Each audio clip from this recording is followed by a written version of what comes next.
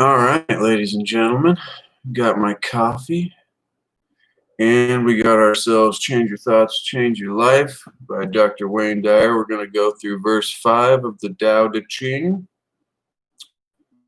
Lao-tzu's famous collection of philosophies and ideas that would lead to a hypothetical or the possibility of a perfect world. I mean, it's got to be out there, this possibility of maybe even more than a hypothetical perfect world. But, you know, perfect. How good can perfect be?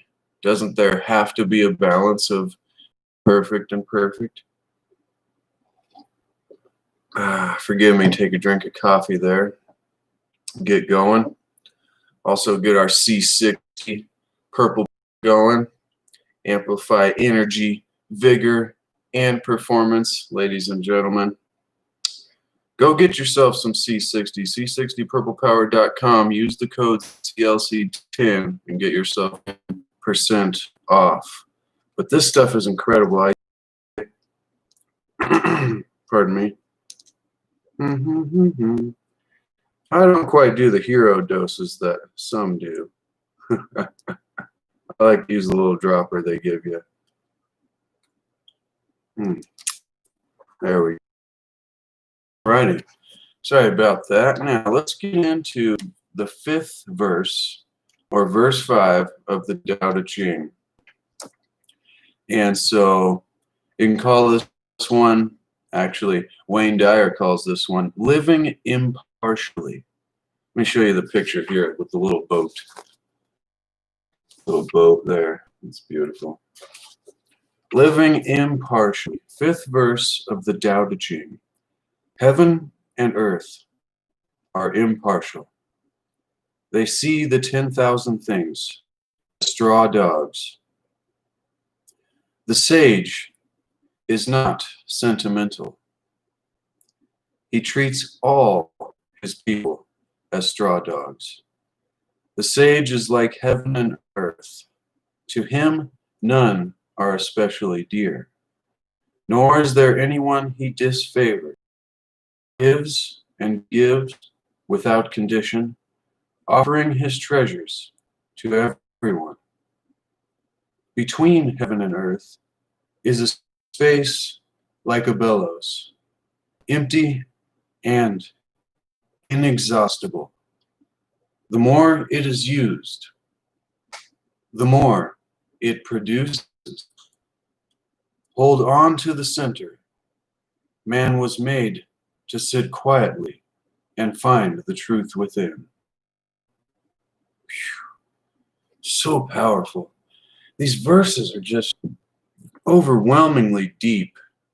It's like to come up with this kind of wisdom in the time that he did, it just blows my mind. I'm trying to go back here to the beginning to see. I'm like a God-realized being, Lao-tzu. I'm referring to the author here, which I think just means old man. I could be totally wrong on that, but it's just incredible. Let's go over that again. So heaven and earth are impartial. The straw dogs here seems to show up. Let's talk about, Wayne Dyer writes here, as Lao-tzu states, he treats all his people as straw dogs. Lao-tzu uses this term to describe how the Tao, as well as the enlightened ones, so the Tao as well as the enlightened, treats the 10,000 things. I like to think of the 10,000 things as the physical world, or all the materialism and all the nonsense, the non-godness or the non-Tao of life, the 10,000 things. Lao-tzu uses this term, the straw dogs, to describe how the Tao treats the 10,000 things that comprise the world of the manifest. So yeah, the manifest world. In Stephen Mitchell's translation of the Tao Te Ching, he explains that straw dogs were ritual objects venerated before the ceremony, but afterward abandoned and trampled underfoot. So they would have these ceremonial things, and it would be very, very important, guessing that's what venerated means, and then they would just forget about them after the ceremony. And it's this idea of letting go. The sage is not sentimental. He treats all his people as straw dogs. The sage is like heaven and earth. To him, none are especially dear. Nor is there anyone he disfavors. He gives and gives without condition. And when it's saying that, I'm thinking of the universe. The universe gives and gives without condition, offering its treasure to everyone, as long as you can align yourself with the opportunity to receive said treasure. That seems to be the hard part here in physical land.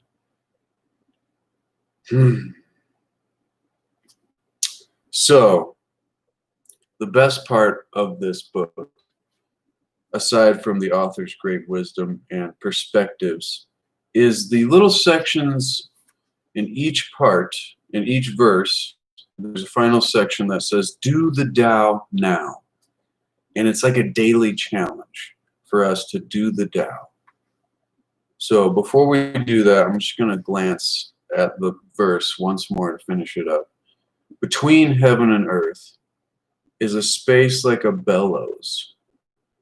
I'm thinking like a bellows to like keep a fire going. Like one of those big old bellows. A space inside of that would be dark and air. And so the next line is empty and inexhaustible. So it just keeps filling up no matter how much you push it out. It goes back to that. It just gives and gives. The more it is used, yes, the more it produces, just like a bellows. So hold on. This is key here for life, peace, happiness. Keep breathing. But then hold on to the center. Hold on to the center. Man was made to sit quietly and find the truth within. I just did my meditation earlier before this. You know, I feel kind of silly sharing those things, but I know there are those who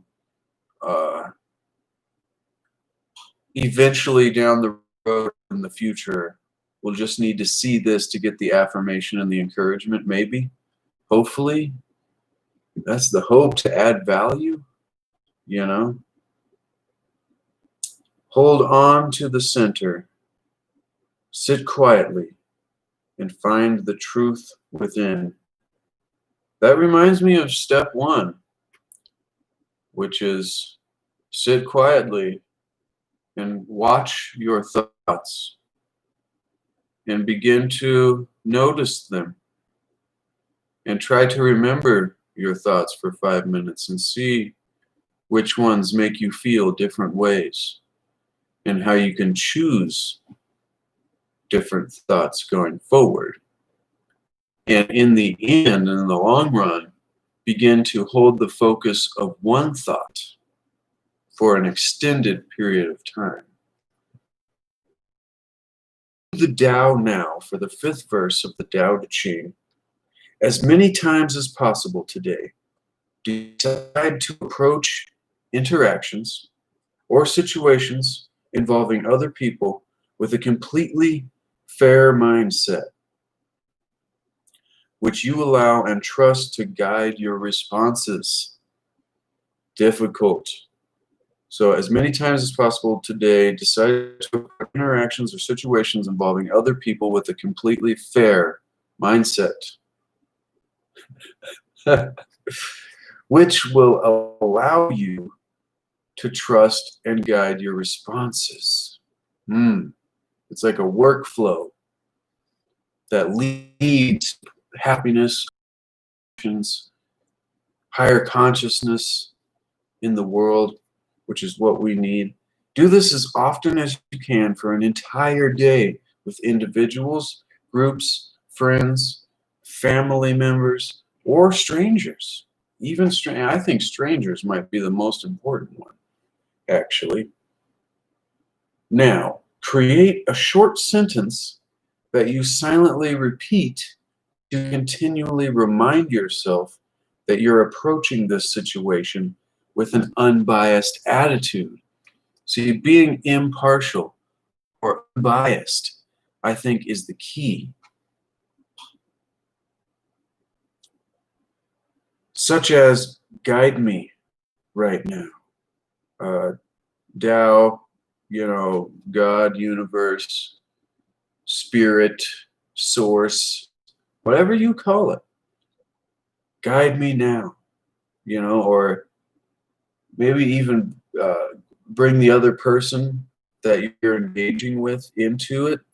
God, how can I serve? How can we serve? Guide us now.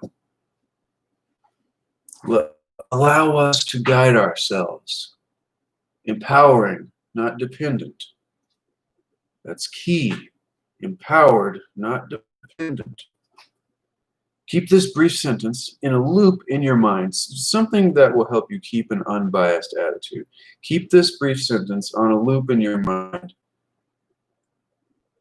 and it will help prevent judgment from habitually surfacing. So if you're constantly reminding yourself the judgment that we normally apply without being impartial and letting go, see, it will give us a better opportunity. Keeping this loop going, it reminds us the habitual choices, routines create habits. It works for anger and it works for happiness. You have to choose happiness. There is no way to happiness. Happiness is the way.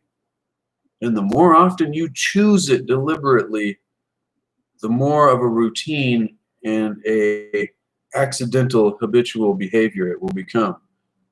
What if you are habitually happy? That would be amazing. That would be amazing.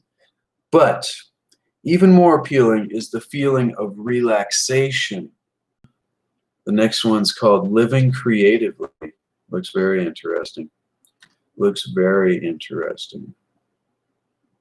But in the meantime, ladies and gentlemen, continue to seek to achieve and maintain happiness in your lives. Seek for the hidden wisdom in our reality and the hidden wisdom of the ages. I'll be back in the future with more interesting topics and Tao Te Ching wisdom to throw your way. Thank you for watching, seriously.